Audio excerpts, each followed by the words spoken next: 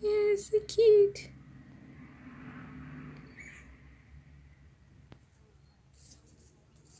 I put lots and lots of bread today, so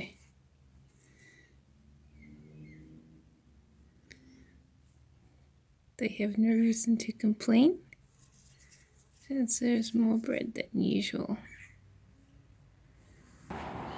Right, there are some birds. There's some gallards, they sound so funny. They literally scream, gallards do.